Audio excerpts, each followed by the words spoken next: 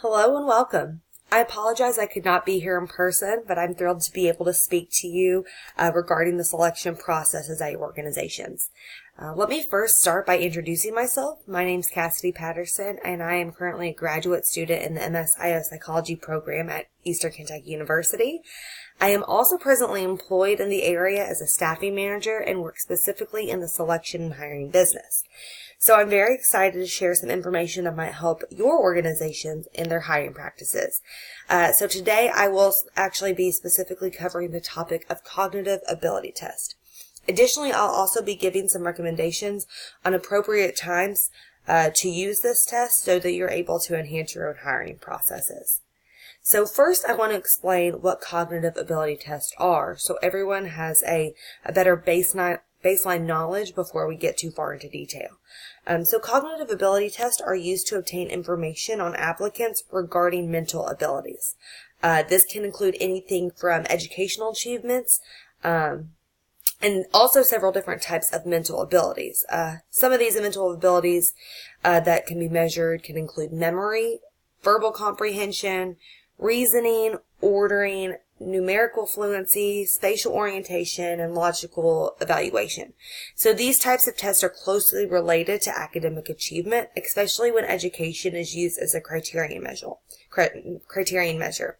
And what I mean by criterion measure is I mean the standard by which something can be judged. So in this case, we're relating academic achievement to what the cognitive ability test is measuring, which would be success in the job that you're hiring for.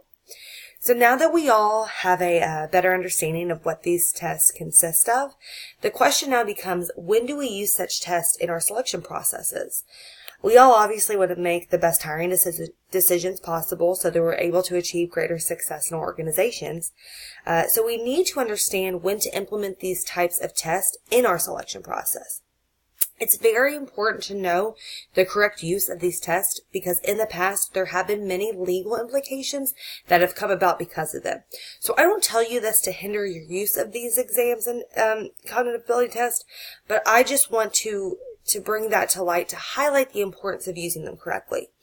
The best way to avoid legal scrutiny is to just make sure that these tests are valid. So meaning the results from these tests are justifiable, defensible, and free from error. To get the best use out of these tests, it's crucial that you make sure that what you are measuring with these tests is directly related to the success in the job. So the current research revolving around cognitive ability tests suggests that validity generalization can be a useful tool in predicting success on the job with these assessments.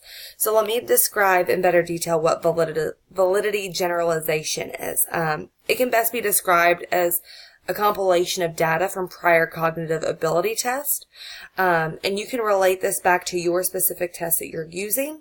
And a great thing about this is that there have been studies to show that the validity of these generalized exams are stable across organizations. So what this means is it's great news for us because we can use these past studies to help our own organization to make sure that the tests we are using are valid and free from error.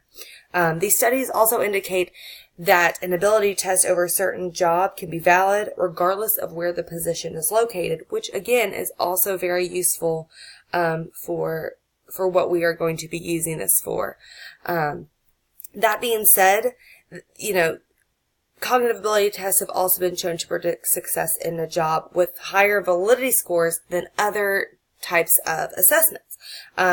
Common assessments use personality tests, biographical data.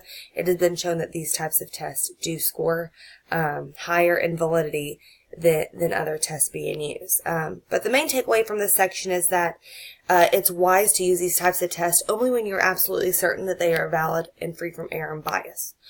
So finally, that actually takes me to my last point, and I would like to address the legal implications that come along with the use of these tests. Like I mentioned before, the incorrect use of the cognitive ability test can bring about a slew of legal mitigations, most of which can be avoided just by, making sure that the validity is there. So the biggest downfall in using these tests are when they result in adverse impact. Adverse impact is basically the effect of a bias selection process on a protected class. So this can include something like race, age, sexual orientation, or just sex, national origin. But the cognitive ability test has been found to show some adverse impact. However, by maintaining that validity, you are hindering the ability to have that adverse impact in there. With that being said, I hope this presentation has aided in your knowledge, and thank you so much for listening, and happy hiring.